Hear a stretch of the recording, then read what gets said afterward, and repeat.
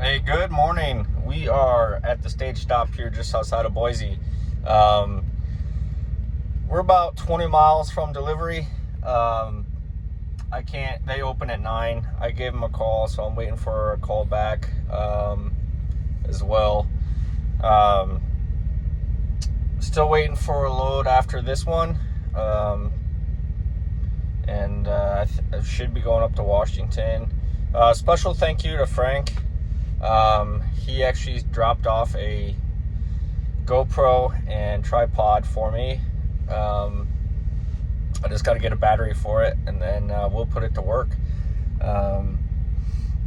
It's nice being where it's breezy and cool. I don't have to run the truck, APU. I can leave the windows open. Actually, I had to close them last night. It got cold. Finally got jeans on again. I'll probably have to get a hoodie for when I unload this, but yeah, special thanks to you, Frank. I do appreciate it, and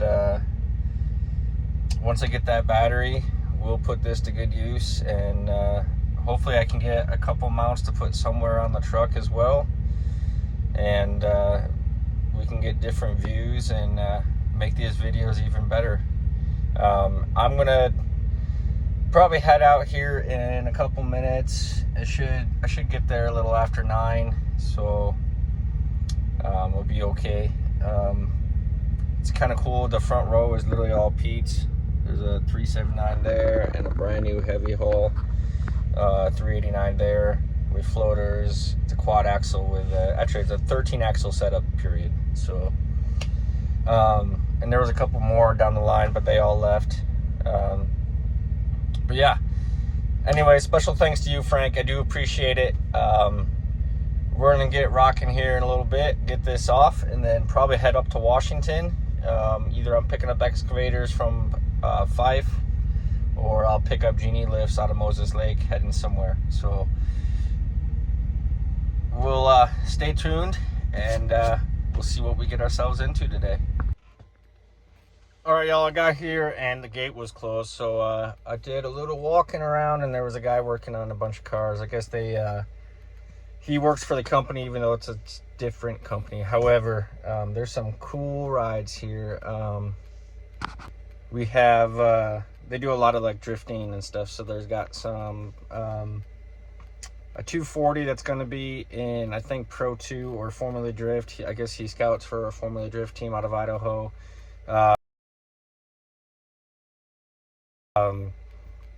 There's some Mark 4s, Mark 5s, and S13s, and some pretty cool and rad cars. So now we're just waiting for a plan.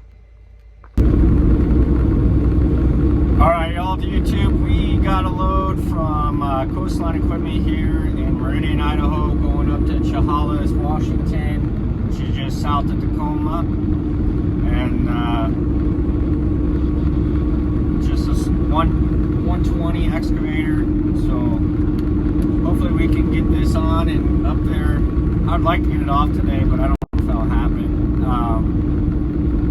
What we'll probably end up doing is finding a place to park tonight, because parking up there is hard, and then we'll get it off first thing in the morning and hopefully go directly into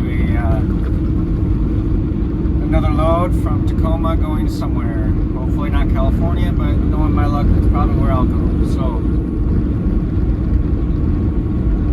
rock here. There was a brief, pretty good rain shower that happened not too long ago. It was dried up already, so it just made all the dirt on my truck worse. But we're about 7 miles away, so it doesn't take long to get there. I went up to the TA here in Boise just to park for a while, so I wasn't in the guy's yard sitting there. So we're gonna rock and roll, get this loaded, and keep on moving. All right, everybody, this wasn't supposed to happen.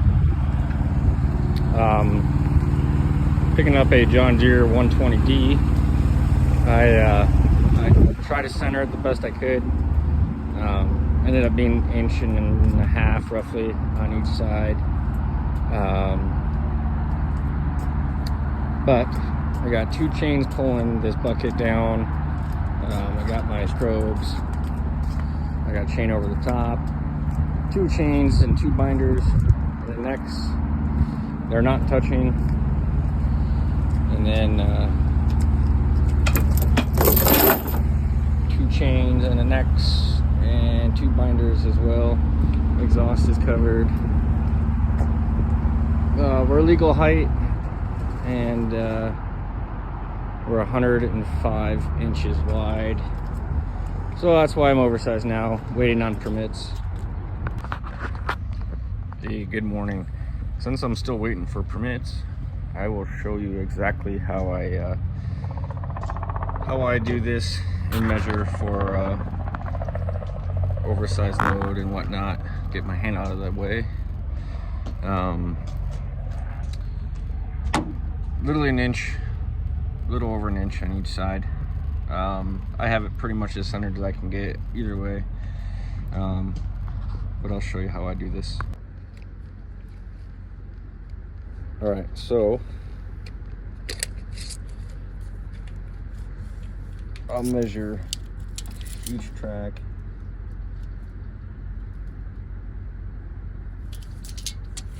Which is just a little over 23.5. So you times that by 2, and that equals 47 inches. And then what I'll do, it's hard to do with one hand, but I'll measure from the edge of the track here to the other, and then I'll add those together, which I got 105. Our trailers are 102 wide, so you do the math. Inch on each side. This looks like a spaghetti mess, but so what I did is I had to take the pins out, and I need to get shackles, but I got 1 chain coming straight back to the binder, and then another chain over, then a chain over the bucket and the stick, and then I have this other bucket that came with it, and I got it chained towards the back, and then I got one over the front just so it can't go anywhere. So, and then I did the same thing, flags in all the corners. I probably did more than I need to technically, but it is what it is. And again, I got my protection because these chains are actually touching, the back ones are not. So it's pretty much how it is. It's nice out, so I'm gonna probably start wiping down this truck because it's dirty right now. So I'll catch you guys here in a bit. All right, y'all, as I was putting this video together, I should put a disclaimer out there. When you are measuring your equipment, I do the tracks on both sides in the middle to find out the total width of the machine. However, you also need to measure the distance between the end of your rub rail and the machine, because even though the machine could be 105, if you don't have it completely centered, it could be bigger than 105 based on how it's sitting on the trailer. So this machine I got centered, so it was 105 wide, but say I had it cockeyed just to the left a little bit, and it was an inch off on one side but 2 inches on the other side. It could, when I order permits, for one, I would try to center it, but when you go to order permits, if you do 105 and you get pulled into the scale, it'll actually mean you're 106, and then you'd still be illegal because you are over what you ordered for, if that makes any sense. I just wanted to put that disclaimer out there. I just gave you a rundown on the basic of how I measure, but you also do have to measure the rub rail to the edge of the machine as well. But if the track, and that's if the tracks are the widest point, which it was, but you want to measure to the widest point of the machine or whatever you're carrying. So I just wanted to put that disclaimer out there, and we'll get back to the video. All right, y'all, we are moving. They're doing construction on the entrance ramp to the 84 westbound. taking the scenic route, which is their detour. So, following a Mercer truck right now. He's got two different stacks on this truck. You gotta do what you gotta do, I guess.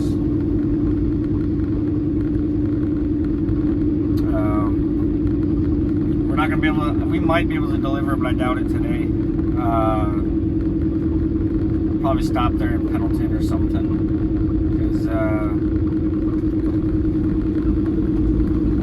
the chances of me being able to get this off is gonna be slim to none. So. I don't know what to do.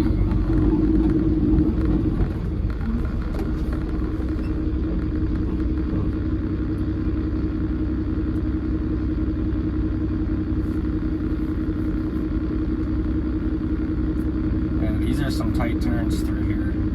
Why they want trucks to do this, I do not know. Let's see.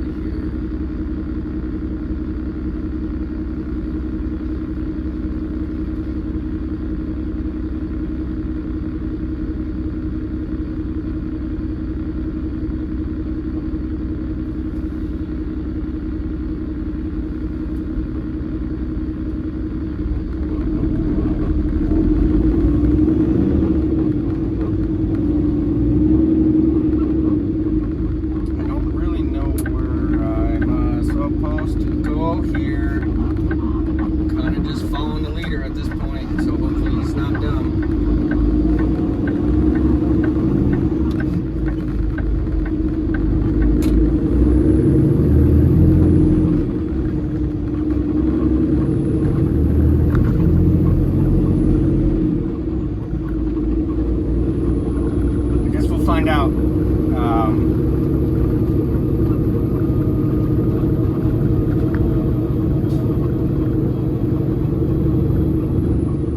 The downfall when they do these detours, because they don't make sense half the time.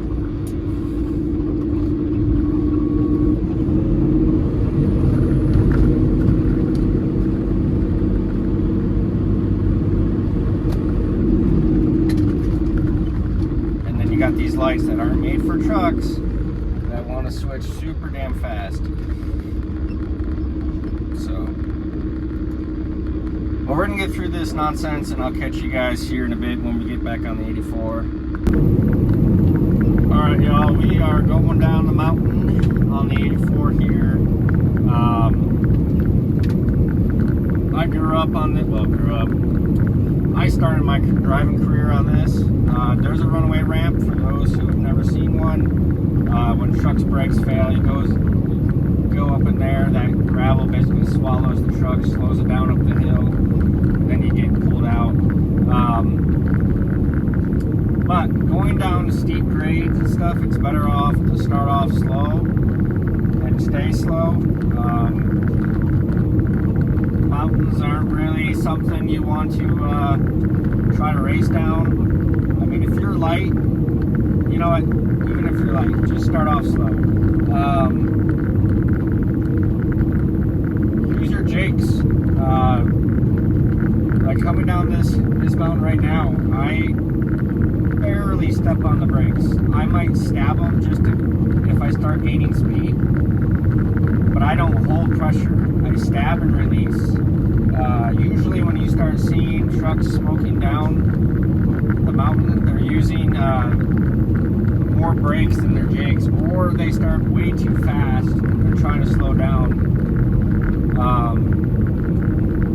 But when you just stab your brakes, it allows it to brake quick and then let off and cool back down.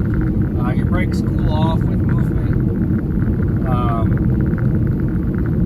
Disc brakes, like this truck has front and rear disc brakes, but my trailer is drums.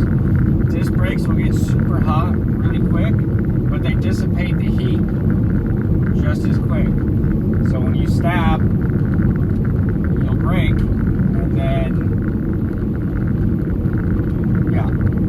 So this mountain has a couple of these couple of these runaways.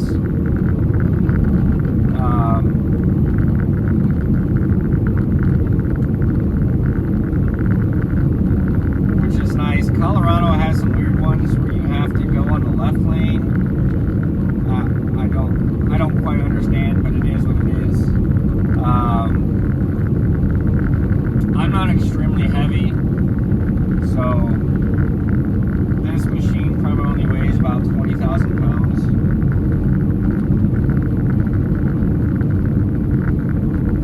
I'm going to stop at the bottom of the hill. It flattens out. The mountain. It flattens out. And then there's a Amvest that I'm going to do a 30-minute break at, because I'm not going to get through Portland with it being 4 o'clock with 4 hours left on my clock to drive today, or before my 30-minute. I can drive at night in Oregon and Washington because I'm under 9 feet wide. So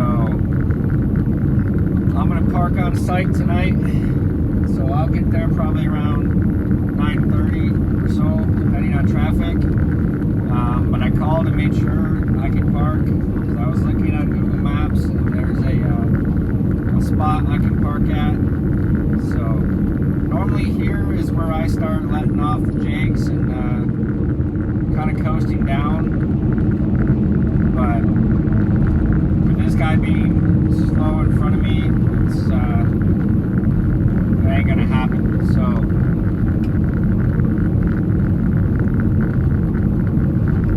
I can't remember this mountain, to be honest with you right now.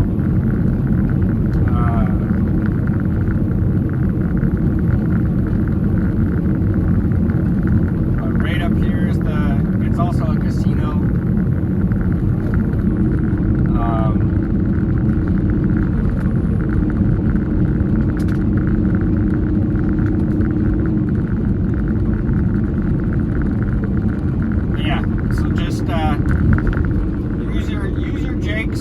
Your service brakes, and you shouldn't have an issue. If you have a Cummins engine, the jakes work a lot better than these Packars. I'm not really sure how Detroit works in comparison, because the one Cascadia I drove at night for finishing one load while my truck was getting worked on. The jakes worked okay, but that was just going through normal roads in California. I wasn't going up my hills at the time, or mountains, so I don't know how that works. But we're going to pull in here, and I'm going to do a 30-minute break. There's usually plenty of parking. It doesn't fill up till later. The Pilot in Pendleton down here, that fills up super quick, but it does have a big open area. Not open, but it has it's connected near an RV campsite, or however you want to consider it. And then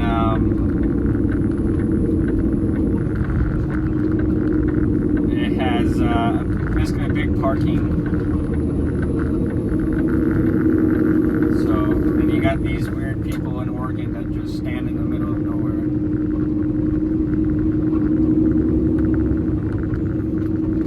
Oh, Oregon. Don't do drugs, kids. Don't do drugs. That's all I gotta say. But I'm gonna get in here and do my break, and then I'll catch you guys after.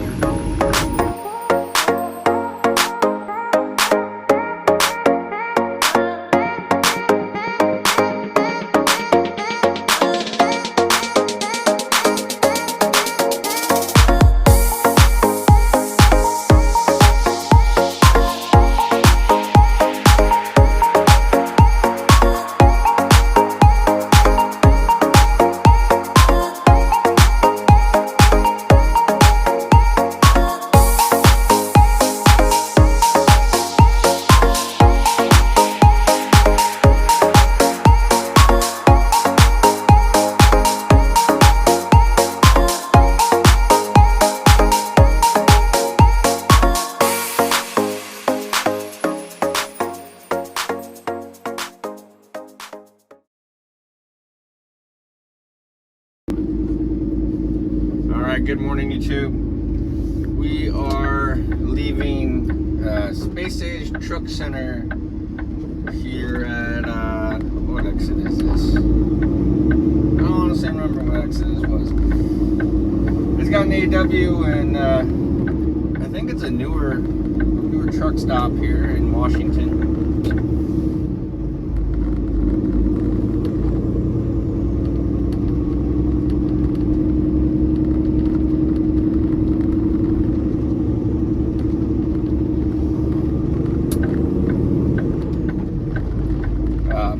Back up here on the 5.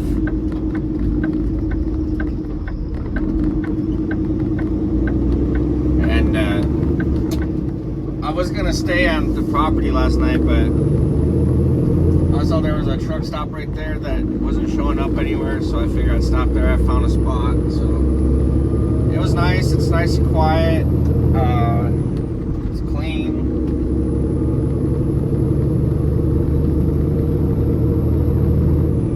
About 16 miles away from Ritchie Brothers, so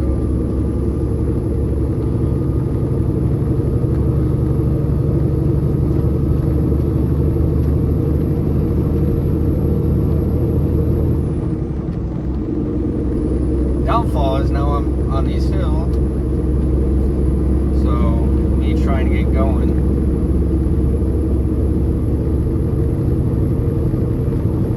Nice Western Star.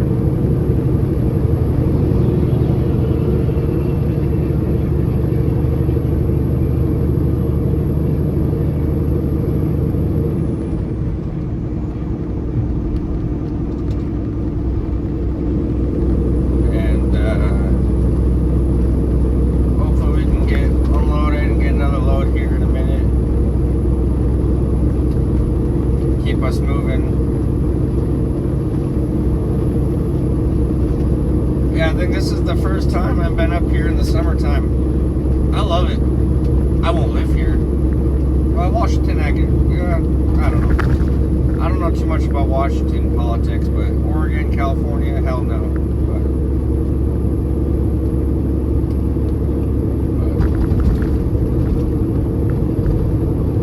it's definitely beautiful up here.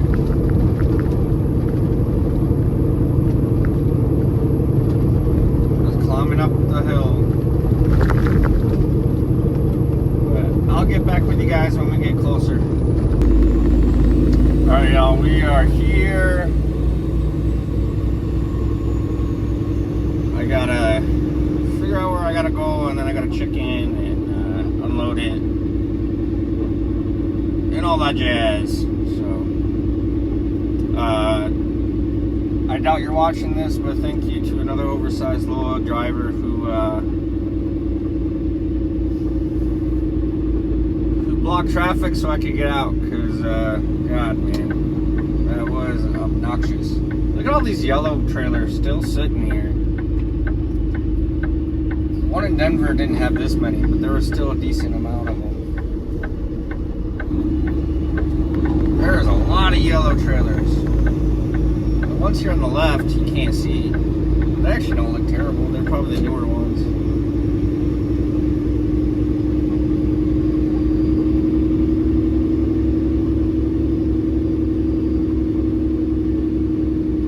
Let's read this sign and see where I gotta go.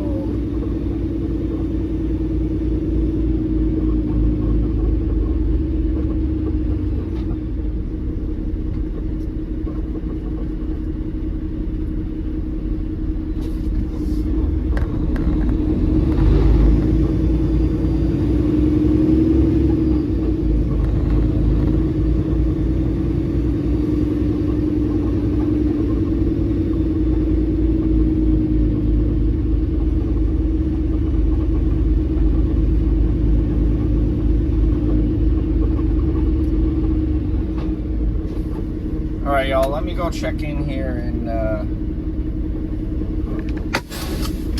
see where we gotta go. Alright, y'all, we are sitting here in the Flying J in Tumwater, Washington. We have a load that's going to be picking up tomorrow morning out of Fife. 3 mini John Deere excavators going to Idaho and California, of course. It's going to be a drop and a pick in Meridian, Idaho. So one's getting off in Jerome, one's getting off in Meridian, and then I'm picking up a 204G John Deere wheel loader going to Long Beach, and then I have another drop in Santa Maria, and then to Long Beach. We have a really good connection and partnership with this John Deere dealer, so we do a lot of their loads.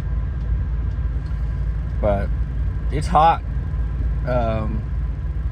It was nice this morning and last night, but man, up here you would think it'd be a little bit cooler, but man, it got hot quick. But that's gonna be the end of this video. We'll start the next one tomorrow. They didn't want me filming at the Ritchie Brothers there, so I couldn't, show me unloading it. It is what it is. It didn't take very long, so if you got to this far, thank you for watching, and again, thank you to Frank for the GoPro. Like I said, once I get a battery, hopefully we'll get some different views and stuff. Please like, comment, and subscribe, and we'll see you on the next one.